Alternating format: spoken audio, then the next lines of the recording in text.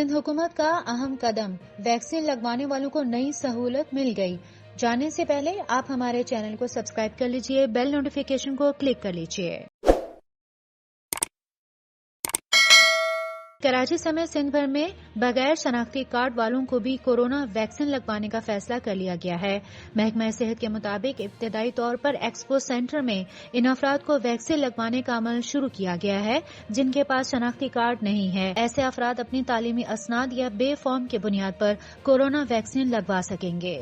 महकमा सेहत के मुताबिक कोई भी शनाख्ती दस्तावेज न होने पर कोरोना वैक्सीन लगवाई जा सकती है। शख्सी जमानत न हो तो फॉर्म पुर करके जेर इस्तेमाल मोबाइल नंबर पर कोरोना वैक्सीन लगवाई जा सकती है। महकमा सेहत का ये भी कहना है कि पहले मरहले में ये सहूलत सिर्फ कराची एक्सपो सेंटर में फराहम की जा रही है। इसके अलावा ऐसे अफराद जिनको शनाख्ती कार्ड के हुसूल में मुश्किलात का सामना है, उनकी भी कोरोना वैक्सीन शुरू कर दी गई है। कौमी शनाख्ती कार्ड से महरूम अफराद को वैक्सीन सेंटर पर बायोमेट्रिक करके रजिस्टर्ड किया जा रहा है।